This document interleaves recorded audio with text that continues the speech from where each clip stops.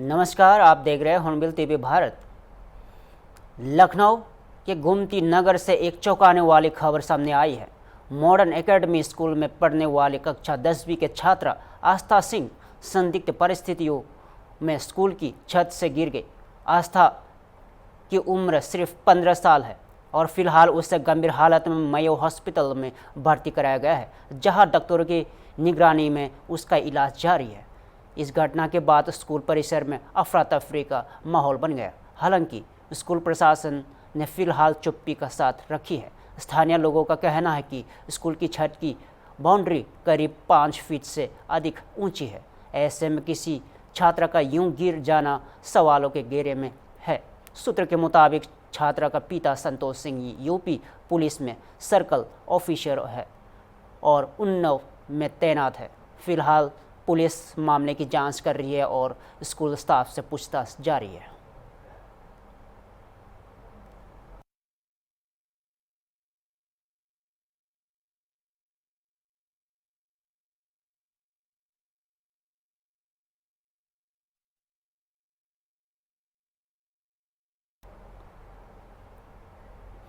भारतीय reserve bank ने एक अहम फैसला लिया है।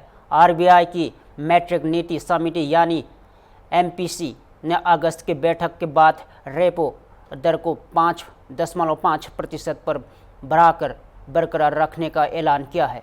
गवर्नर संजय मल्होत्रा ने आज प्रेस कॉन्फ्रेंस में बताया कि 4-6 अगस्त के बीच आर्थिक हालत की समीक्षा के बाद सभी 6 सदस्यों के सर्वसम्मति से रेपो दर में कोई बदलाव न करने से पक्ष में वोट दिया है। गवर्नर ने कहा कि यह फैसला मुद्रास्फीति पर नियंत्रण और विकास दर को स्थिर बनाए रखने के उद्देश्य से लिया गया है। तो आइए सुनते हैं।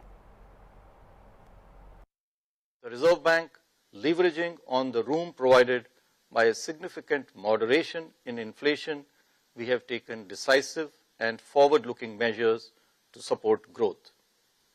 The coordinated use of various tools available to us has helped accelerate monetary policy transmission in the current easing cycle. The Monetary Policy Committee, MPC, met on the 4th, 5th and 6th of August to deliberate and decide on the policy repo rate. After a detailed assessment of the evolving macroeconomic and financial developments and the outlook, the MPC voted unanimously to keep the policy repo rate under the Liquidity Adjustment Facility (LAF) unchanged at 5.5%. Consequently, the standing deposit facility rate shall remain unchanged at 5.25%, and the marginal standing facility rate and the bank rate at 5.75%. The MPC also decided to continue with the neutral stance. Bihar की राजनीति में हलचल तेज हो गई है। राज्य के पूर्व तेज प्रताप यादव ने मंगलवार को आगामी विधानसभा चुनाव को लेकर 5 छोटी पार्टियों के एक नए गठबंधन की घोषणा की है। इस गठबंधन में शामिल है विकासशील वंचित इंसान पार्टी, वीवीआईपी, भोजपुरिया जन मोर्चा, बीजेएम, प्रगतिशील जनता पार्टी, बीजेपी, वजीफ अधिकार पार्टी, डब्ल्यूएपी और संयुक्त किसान विकास पार्टी एसकेवीपी। तेज प्रताप ने इन दलों के साथ राष्ट्रीय अध्यक्षों के साथ एक संवाददाता सम्मेलन किया, जहां उन्होंने कहा कि यहां गठबंधन सामाजिक न्याय, अधिकारों की रक्षा और बिहार के समग्र विकास को समर्पित रहेगा। उन्होंने कांग्रेस और राजद को भी इस गठबंधन में शामिल होने का खुला न्योता दिया है। तेज प्रताप यादव ने यहां भी ऐलान किया कि वे आगामी चुनाव में महुआ विधानसभा क्षेत्र से निर्दलीय उम्मीदवार के रूप में चुनाव लड़ेंगे। आइए सुनते हैं क्या कहा तेज प्रताप सिंह यादव ने। सभी लोग से हम ये अपेक्षा रखते हैं कि हम लोग का ताकत तोड़ने के लिए बहुत सारा लोग अभी लग जाएगा, अभी से बहुत सारा लोग लगेगा और अपने गठबंधन से जुड़ने के लिए और भी दल हैं, चाहे आरजेडी है, कांग्रेस है, उनको भी हम न्योता देने का काम करते हैं। अगर उनको जुड़ना है तो जुड़ सकते हैं, वो भी जुड़ सकते हैं। सब लोग एक साथ एक समर्थन हो तो अच्छी बात है। सब लोगों के साथ हम लोग जुड़ने का काम करेंगे। और जिनको मेरा मजाक उड़ाना है, जिनको हंसी उड़ाना है, वो हंसी उड़ाते रहे, हवा में उड़ जाएंगे। लेकिन लोग हमारे ऊपर फोकस कर रहा है। अच्छा, ज्यादा हमारे ऊपर लोग फोकस कर रहा है, और लोगों के बारे में नहीं। लेकिन आप वहां, हमारा एक ही सीट है, लड़ेंगे तो हम एक ही सीट से। हमने बोल दिया कि हम कहां से लड़ने वाले हैं, सब जगह। तो हम उस सीट को, हम क्या, वहां की जो जनता हमको चुनने का काम किया। पूर्व में हमने वहां मेडिकल कॉलेज दिया, सड़क की क्या दुर्गति थी। आज के डेट में लोग जा करके देखेंगे तो वहाँ क्या स्थिति है। महुआ पातेपुर रोड जा करके देखेंगे, अस्पताल को बनाने का काम किया, एम्बुलेंस वहां देने का हमने काम किया।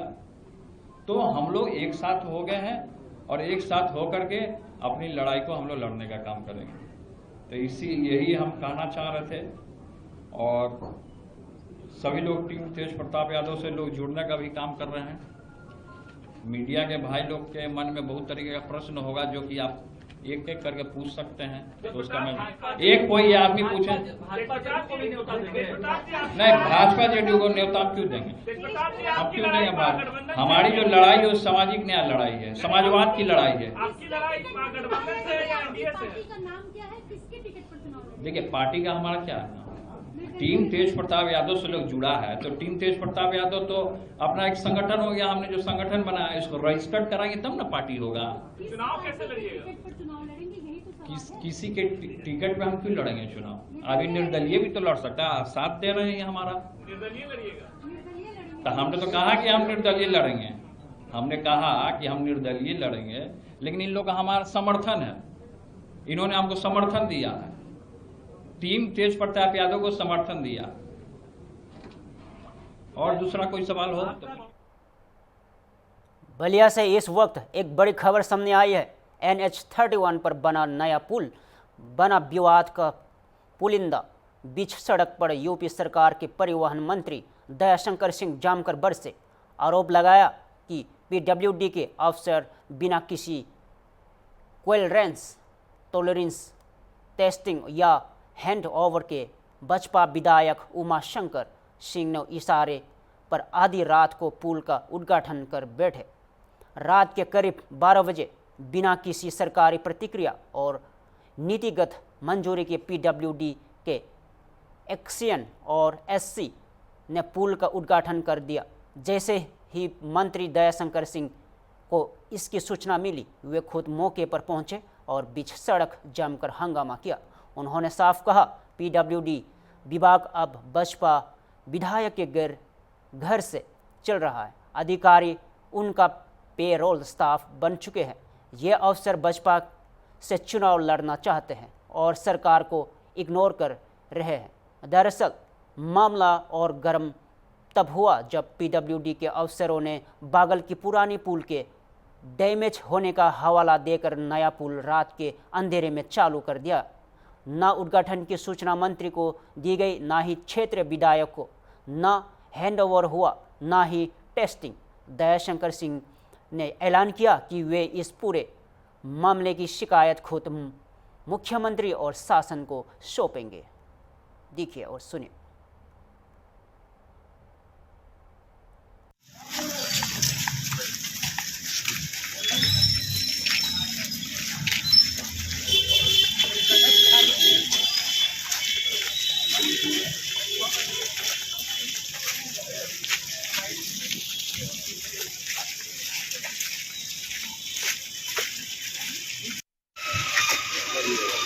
अब रहने दीजिए अभी, आप लोग नहीं बता। कौन चाहिए? कौन ये पुल ना चलेगा तो आगे हो गया। देखो, दिमाग खराब ना हो। मैं यहाँ के विधायक हूँ, अब मिनिस्टर हूँ, ये नगर पालिका के चेयरमैन है। दोनों आदमी शहर में हैं और हम लोग को बताया नहीं रहे हो, खुलवा दे रहे हो। वो कई दिनों से ये एक नया पुल बन रहा था। क्या हुआ कि आज आपको रात को 11 बजे आपको आना पड़ा? अभी इस पुल को अभी तक अधिकारी ये बताते थे, जो एग्जीक्यूटिव इंजीनियर है यहाँ का, जो PWD का, ये बताता था कि अभी इसका टेस्टिंग नहीं हुआ है, इसका अभी क्लियरेंस नहीं मिला है, इसलिए अभी इसका उद्घाटन नहीं किया जाएगा। हम लोगों ने कई बार कहा कि इसको जल्दी कराओ, यहाँ पर आवश्यकता है, आवागमन में बाधित हो रहा है। तो बोला अभी क्लियरेंस नहीं मिला है, अभी टेस्टिंग नहीं हुआ है। और आज अचानक किसी के इशारे पर जो पिरोडी को पर जिसकी दखलंदाजी है, उसके ये पैरोल पर काम करने वाले एग्जीक्यूटिव इंजीनियर, ये दोनों हमारे यहाँ के एग्जीक्यूटिव इंजीनियर, ये दोनों पैरोल पर काम करते हैं। किसी के घर में बैठ करके पूरी पिरोडी चलाते हैं बलिया के वो। और अचानक चेयरमैन साहब भी आज यहीं थे, मैं भी था, आप लोग भी थे मेरे साथ। आज फ्लड में हम लोग देख रहे थे। अचानक आनन फानन में इसका जो है बिना क्लियरेंस का इसको जो है चालू करवा दिया। अभी देखिए बिजली का तार अभी है, अभी कोई ट्रक रुक जाएगा, गिर जाएगा, कोई तैयारी नहीं, कुछ नहीं। अचानक हम लोग इसी शहर में रह करके हम लोग को सूचना भी नहीं। मैं स्थानीय विधायक हूँ, मंत्री हूँ, ये चेयरमैन है नगर पालिका के, दोनों भारतीय जनता पार्टी के निर्वाचित जनप्रतिनिधि हैं, लेकिन हम लोग को बिना बताए और यहाँ पर जानबूझ करके इसको उद्घाटन किया गया, इसलिए कि हम लोग को इसका श्रेय न मिले, हम लोग को श्रेय न मिले इसके पुल को बनने का, इसलिए जानबूझ करके इस तरह से किया गया। अब जो लेना चाहता है, जो लेना चाहता है वो पिरोडी के एग्जीक्यूटिव इंजीनियर से पूछिए, वो बता देगा आपको, वो बता देगा। कोई कार्रवाई होगी मंत्री जी? हम बात कहेंगे ऊपर में जरूर कहेंगे कि जो यहाँ के जो अधिकारी जो है जो गलत कार्य कर रहे हैं, इसकी शिकायत ऊपर की जाएगी। मंत्री जब एक बात कर रहे थे कि बाहरी रोड वाला जो 2015 से जो कार्य शुरू हुआ है और अभी तक आज तक नहीं हुआ, इसलिए नहीं हुआ कि ये अधिकारी जा करके वहाँ पर दरबारगिरी करते हैं। 2015 से लेकर के आज तक भी एक नाला नहीं बन पाया, और पैसा पहले इसकी जांच कराई जाए, कई बार लिखी गई, कई डीएमओ ने लिखा, और पेमेंट पहले हो चुका है और काम आज तक नहीं हुआ। और ये विधायक मतलब पेमेंट पहले हो चुका है और काम आज तक नहीं हुआ। योगी सरकार में अधिकारी कहाँ दरबार लगा रहे हैं? अब लगा रहे हैं, कहीं लगा रहे हैं। क्या इसकी जांच? जहाँ पर बताइए 2015 में पेमेंट हो गया और आज तक उस रोड ही नहीं बना, न नाली बनी। ये जानबूझ करके बलिया के लोगों को परेशान करने के लिए किया जाता है। तो क्या बिना क्लियरेंस के जो ये रोड चलनी शुरू हो गई, उद्घाटन अपने आप ही कर दिया गया, तो क्या ये सेफ है क्या?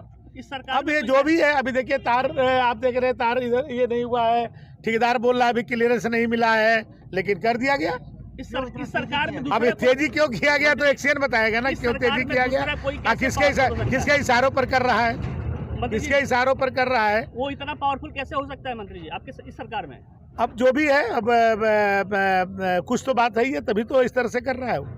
भाई मंत्री को इग्नोर कर रहा है, क्षेत्रीय विधायक को इग्नोर कर रहा है, नगर पालिका के चेयरमैन को इग्नोर कर रहा है, कुछ तो बात है। सरकार को भी इग्नोर कर रहा है मंत्री जी। अब कुछ तो बात है, मैं सरकार तो हूँ, इग्नोर कर रहा है, कहीं ना कहीं उसको किसी का बर्दाश्त प्राप्त होगा तभी तो कर रहा है। तो बिना क्लियरेंस के आम आदमी अगर इस पर सफर करता है तो क्या आपको लगता है कि आम आदमी के लिए? अब ये तो वही लोग बताएंगे कि बिना क्लियरेंस के कैसे इसको चालू करवा दिए, वो भी रात को 12 बजे मंत्री जी। अब ये तो वही लोग बताएंगे। हर आदमी सोया हुआ है, उस वक्त इस पुल का उद्घाटन हो रहा है। अब रात के अंधेरे में हो सकता है कि उनको दिन के अंधेरे में डर लगता होगा। लखनऊ से बड़ी खबर है। आज केसरबाग स्थित बसपा लखनऊ महानगर कार्यालय परिसर में अटल कल्याण सभागार के निर्माण हेतु भूमि पूजन कार्यक्रम का आयोजन किया गया। इस अवसर पर उत्तर प्रदेश के उप मुख्यमंत्री ब्रजेश पाठक, बसपा के प्रदेश महामंत्री संगठन धर्मपाल सिंह, वरिष्ठ बसपा नेता नीरज सिंह और महानगर अध्यक्ष के आनंद द्विवेदी विशेष रूप से उपस्थित रहे और भूमि पूजन कर निर्माण कार्य का शुभारंभ किया। कार्यक्रम में नगर निगम की महापौर सुषमा खरगवाल, लखनऊ के विधायकगण और परिषद और बसपा के विभिन्न पदाधिकारी भी मौजूद रहे। इस अवसर पर सभी नेताओं ने अटल सभागार को पूर्व प्रधानमंत्री अटल बिहारी वाजपेयी की स्मृति को समर्पित एक विकासात्मक पहल बताया। इसके निर्माण में सामूहिक सहयोग का आह्वान किया। अटल कल्याण सभागार बसपा कार्यालय में सुविधाओं से युक्त एक आधुनिक सभागार होगा, जिसका उपयोग संगठनात्मक बैठकों और सामाजिक कार्यक्रमों के लिए किया जाएगा।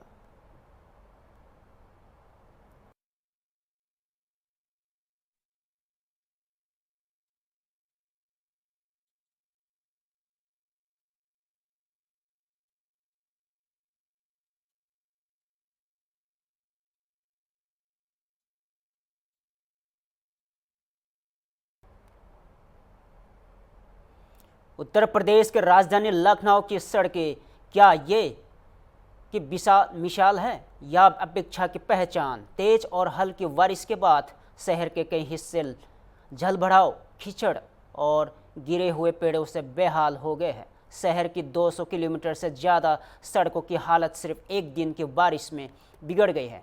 नगर निगम, लखनऊ विकास प्राधिकरण और लोक निर्माण विभाग को मिलाकर इस बारिश से 100 करोड़ रुपए से अधिक का नुकसान हुआ है। समता मूलक से लोहिया चौराहे तक का यह हाल देखिए, धूल उड़ रही है, सड़कें टूटी हुई है और ना ही नगर निगम ने पानी की छिड़काव कराया, ना ही पीडब्ल्यूडी की ओर से कोई मरम्मत या सुधार कार्य शुरू हुआ है। अब सवाल उठता है कि कब तक लखनऊ की जनता इन गड्ढों और टूटी सड़कों की मार झेलेगी? कब तक विकास के दावों को पोल बारिश खोलती रहेगी? आइए देखिए हमारे ग्राउंड रिपोर्ट जो आपको दिखाएगी वो सड़कें जिनसे होकर गुजरना अब लोगों को मजबूरी बन गया है।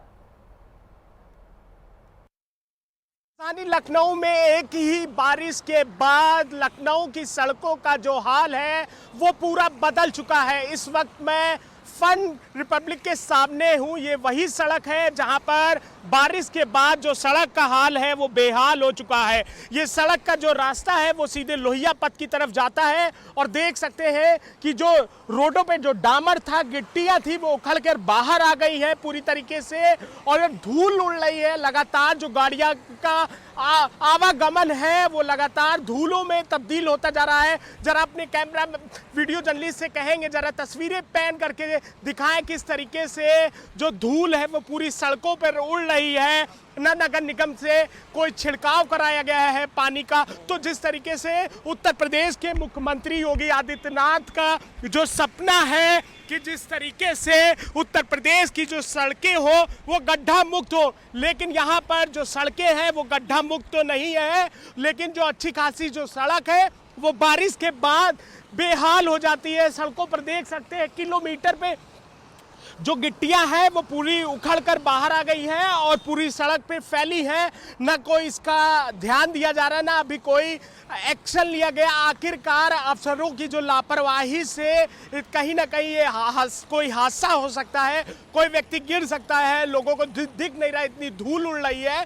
तो आखिरकार अफसर कब जागेंगे, कब मीटिंग का जो हवाला देते हैं वो कब जागेंगे, मीटिंग से कब छोड़कर पब्लिक प्लेस पर जो सड़कें हैं उनका बेहाल है उन पर कब ध्यान देंगे, कब ऐसी सड़कें राजधानी लखनऊ की दुरुस्त होंगी? क्योंकि मुख्यमंत्री योगी आदित्यनाथ का जो सपना है कि लखनऊ को स्मार्ट बनाया जाए, लेकिन जो प्रशासनिक अधिकारी हैं वो स्मार्ट बनवाने में कहीं ना कहीं लापरवाही दिखाते। ये लापरवाही का मंजर है जो पूरी सड़क पर आप देख सकते हैं। स्पीड से गाड़ियां निकल रही है और पूरी धूल होती है, धूल उड़ रही है, तो कहीं ना कहीं हादसा भी हो सकता। अब देखना होगा क्या आगे कोई प्रशासनिक एक्शन लिया जाता है, क्या ये सड़क ठीक कराई जाती है, पानी का छिड़काव कराया जाता है या नहीं, देखने वाला विषय होगा। जर्नलिस्ट अनिल सैनी के साथ निहाल पांडे, हॉर्नबिल टीवी, लखनऊ।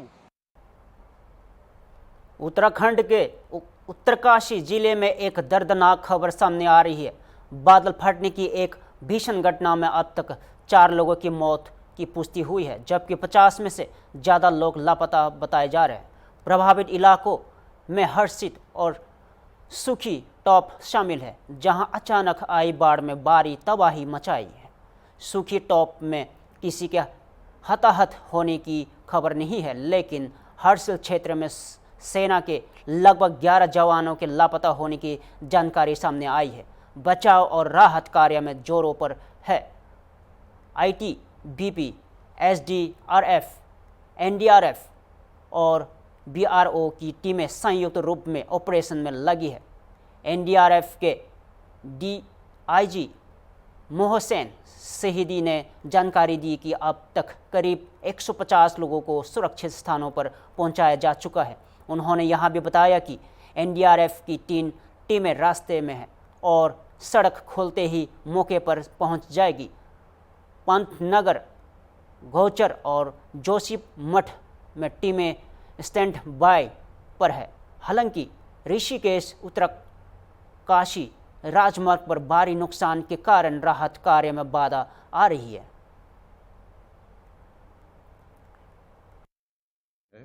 इसमें अभी तक की जो हमारे पास सूचना है उसमें 4 लोग मृत बताए जा रहे हैं और 50 से ज़्यादा लोग लापता हैं। इसके अलावा 2 और जगहों पर ये फ्लैश फ्लड की घटना हुई है, जहां पर हर्षिल में और सुकी टॉप में इन 2 जगहों पर भी फ्लैश फ्लड हुआ है।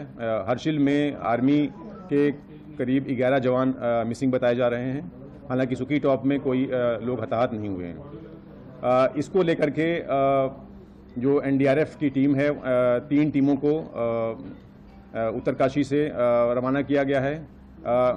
जो हाईवे है ऋषिकेश उत्तरकाशी, वो बाधित है। कई जगहों पर लैंडस्लाइड हुआ है, जिसके वजह से मूवमेंट जो है वो बहुत स्लो हो रहा है। वहाँ पर रिपेयर का काम चल रहा है और उस वजह से टीमों को पहुँचने में थोड़ी देरी हो रही है।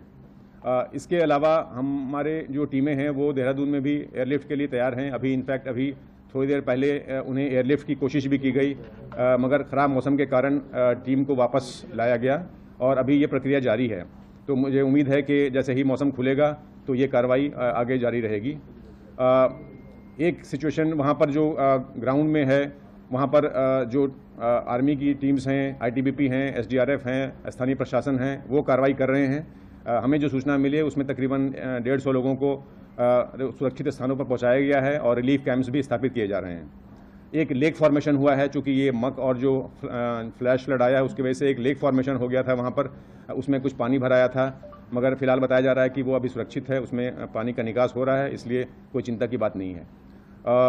एनडीआरएफ की टीम अभी लगातार समन्वय बनाए रखी है और जैसे ही हम वहाँ पहुँचेंगे ये आकलन क्या करके पूरी जो सिचुएशन है उसको देखते हुए एक समन्वय के साथ, देखिए ये जो अभी टीम्स ऑलरेडी मौजूद है वहाँ पर, आईटीबीपी की हैं, एसडीआरएफ हैं, बीआरओ हैं, वो लोग अभी काम कर रहे हैं घटनास्थल पर और राहत शिविर जो है वहाँ पर लगाया गया है।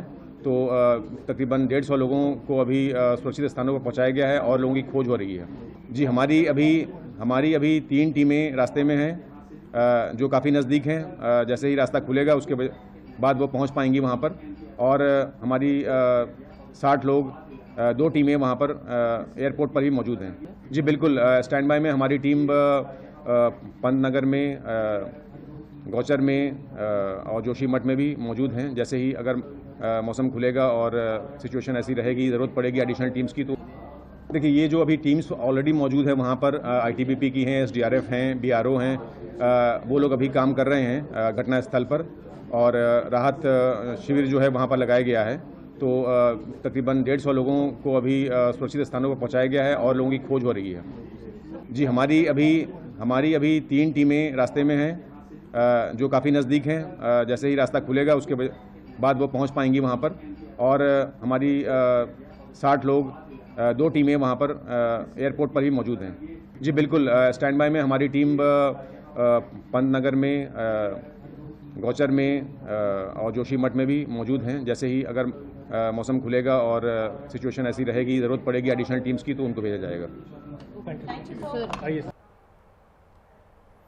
संसद के मानसून सत्र के 13वें दिन लोकसभा के कई महत्वपूर्ण विधायी कार्य प्रस्तावित है। आज के प्रमुख एजेंडे में से केंद्रीय वित्त मंत्री निर्मला सीतारमण द्वारा मणिपुर के बजट व्यय पर वक्तव्य शामिल है।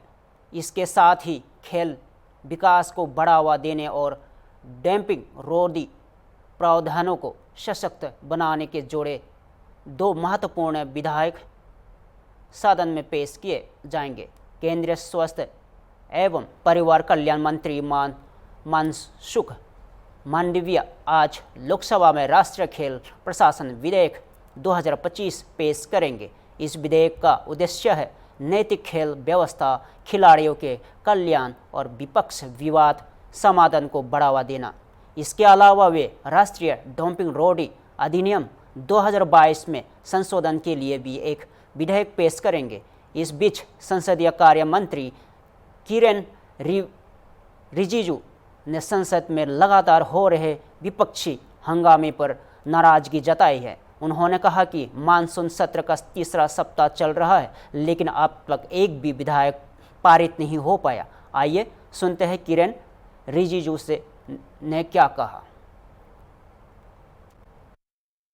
ये तीसरे सप्ताह का शुरुआत है, थर्ड वीक।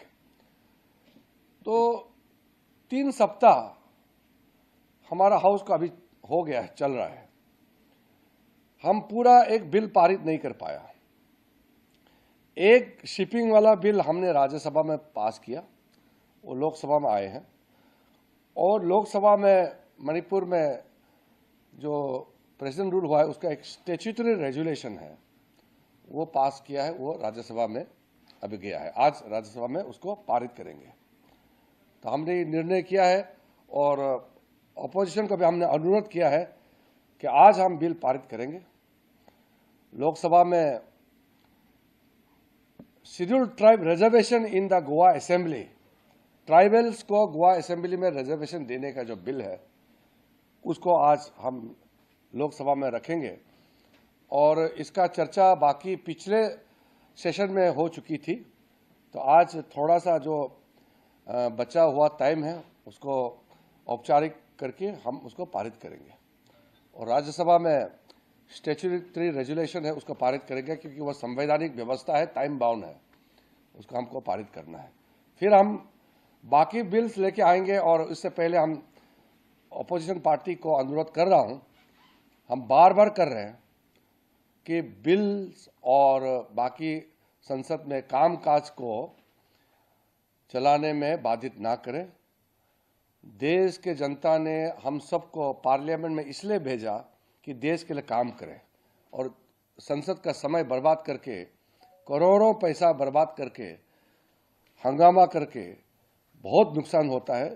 तो हमारा तरफ से फिर से हम अपील कर रहे हैं कि हम बिल पारित करने के लिए आज से सरकार बिल्कुल तैयार है, और इसको बाधित करने का विपक्ष की तरफ से कोई कोशिश ना करें। मिल के हम पारित करेंगे। सब सुझाव दें, सब अपना बात करें, डिबेट डिस्कशन में सबका योगदान चाहिए, यही मेरा अपील है। फिलहाल के लिए इतना ही। ताज़ा खबरों के लिए जुड़े रहिए हॉर्नबिल टीवी भारत के साथ।